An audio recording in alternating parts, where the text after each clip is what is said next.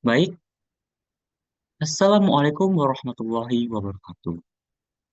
Sebelumnya, yang terhormat kepada dosen pengampu mata kuliah akuntansi syariah, Bapak Dr. Mimi Eka Putra, EMSI, sekaligus teman-teman yang saya banggakan. Sebelumnya, perkenalkan, saya Dimas Pradityo dengan NIM C1C02301 selaku moderator sekaligus pemateri yang akan mempresentasikan mengenai sistem keuangan syariah. Memasuki materi yang pertama yaitu konsep memelihara harta kekayaan. Nah, sistem keuangan syariah terkait erat dengan harta kekayaan, transaksi serta transaksi yang diperbolehkan dan dilarang syariah. Menjaga harta ini bertujuan agar harta yang dimiliki oleh manusia diperoleh dan digunakan sesuai dengan syariah, sehingga harta yang dimiliki halal dan sesuai dengan keinginan pemilik dari harta kekayaan tersebut, yaitu Allah Subhanahu wa Ta'ala. Harta yang baik harus memenuhi dua kriteria, yaitu yang pertama, dipegang dengan cara yang sah dan benar, legal and fair. Yang kedua, serta digunakan dengan dan untuk hal baik-baik di jalan Allah Subhanahu wa Ta'ala. Allah adalah pemilik mutlak segala sesuatu yang ada di dunia ini. Quran Surah Al-Hadid ayat 2. Sedangkan manusia adalah wakil atau khalifah Allah Subhanahu wa Ta'ala di muka bumi ini yang telah diberi kekuasaan untuk mengelolanya. Sebaik-baiknya manusia adalah yang menjalankan perintah Tuhannya. Perolehan harta dalam syariah. Memperoleh harta adalah aktivitas ekonomi yang masuk dalam kategori ibadah, muamalah, di mana mengatur hubungan manusia dengan manusia. Kaidah fikih dari muamalah adalah semua halal dan boleh dilakukan kecuali yang diharamkan atau dilarang dalam Al-Quran dan Sunnah. Harta dikatakan halal dan baik apabila niatnya benar, tujuannya benar, dan cara atau sarana untuk memperolehnya juga benar sesuai dengan rambu-rambu yang telah ditetapkan dalam Al-Quran dan Sunnah. Penggunaan harta dalam syariah. Ketentuan syariah yang berkaitan dengan penggunaan harta antara lain yang pertama, tidak boros dan tidak kikir. Dalam batas kewajaran tertentu, pastinya. Tidak boros berarti kita sebagai umat manusia seharusnya tidak menghambur-hamburkan uang untuk sesuatu yang tidak kita untuk sesuatu yang tidak terlalu penting dalam hidup kita.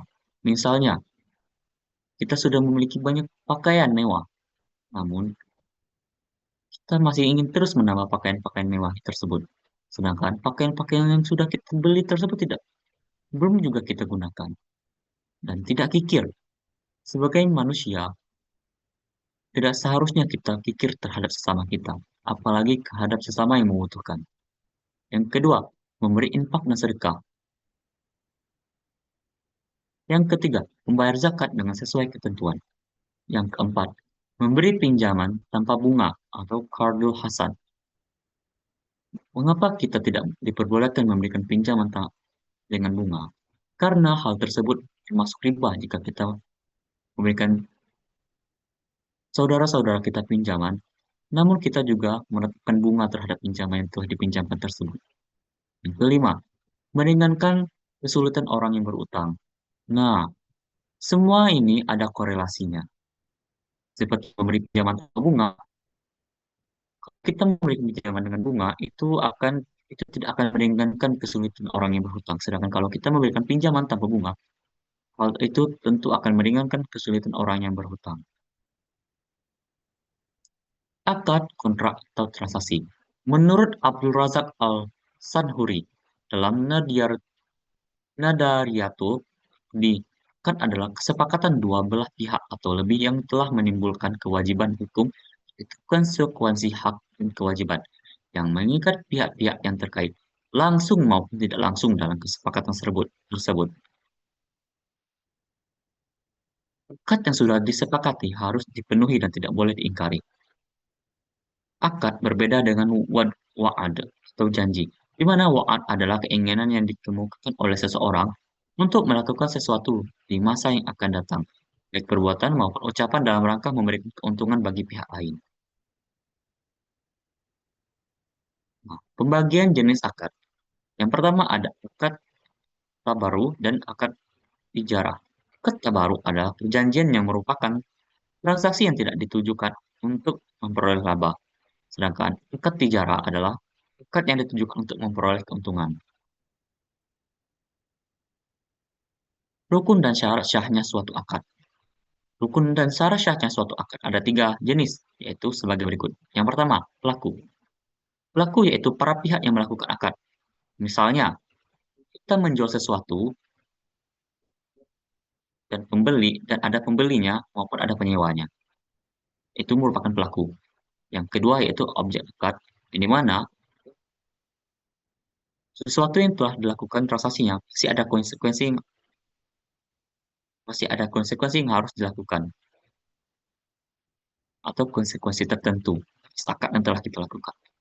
Ijab kabul atau serah terima. Ijab kabul atau serah terima adalah kesepakatan dari para pelaku dan menunjukkan mereka saling ridho. Namun tidak sah apabila suatu transaksi tersebut ada salah satu pihak yang terpaksa melakukannya. Nah, definisi riba. Riba berasal dari bahasa Arab yang berarti tambahan. Al-ziyadah, kembang, al-nawu, dan membesar, al-ulu. Imam Sarazi mendefinisikan riba sebagai tambahan yang diisyaratkan dalam transaksi bisnis tanpa adanya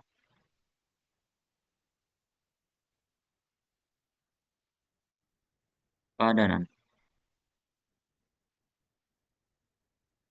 atau iwat yang dibenarkan syariah atas penambahan tersebut. Setiap penambahan yang diambil tanpa adanya suatu penyeimbang atau pengganti iwat yang dibenarkan syariah adalah riba. Larangan riba sebenarnya tidak hanya berlaku untuk agama Islam, melainkan juga diharamkan oleh seluruh agama samawi selain Islam.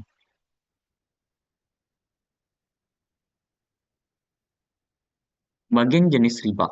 Riba dain. Riba dain adalah riba yang muncul karena utang piutang dan dapat terjadi dalam segala jenis transaksi.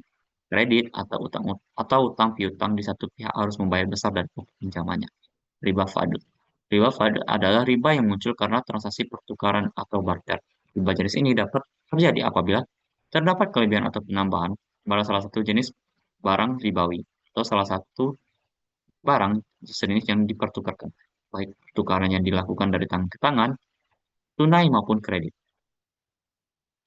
Prinsip sistem keuangan syariah. Di antara prinsip-prinsip syar'i dalam sistem keuangan syariah yaitu yang pertama, kebebasan interaksi. Yang kedua, bebas dari maghrib atau masyir, judi, gharar, atau penipuan, dan riba pengambilan tambahan dari harga pokok secara batil. Yang ketiga, bebas dari pengendalian, rekayasa, dan manipulasi harga. Yang keempat, setiap orang berhak mendapatkan informasi yang berimbang, memadai, dan akurat, agar terbebas dari ketidaktahuan dalam berinteraksi. Yang kelima, para pihak yang bertransaksi, harus mempertimbangkan kepentingan pihak ketiga yang mungkin dapat terganggu. Yang keenam, transaksi berdasarkan pada kerjasama dan solidaritas yang saling menguntungkan. Dan ketujuh, transaksi dilakukan demi mewujudkan kemaslahatan manusia. Serta yang kedelapan, mengimplementasikan zakat. Jenis instrumen keuangan syariah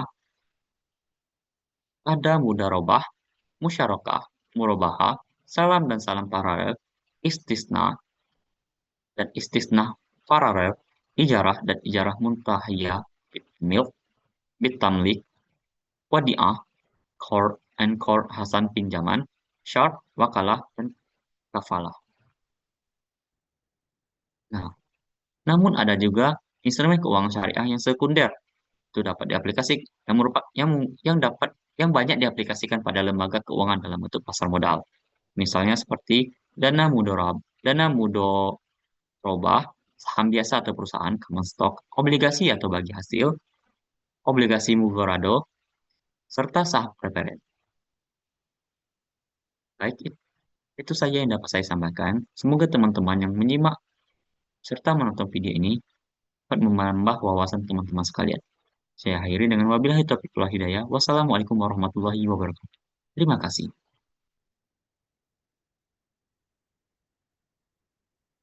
Thank you. Thank you.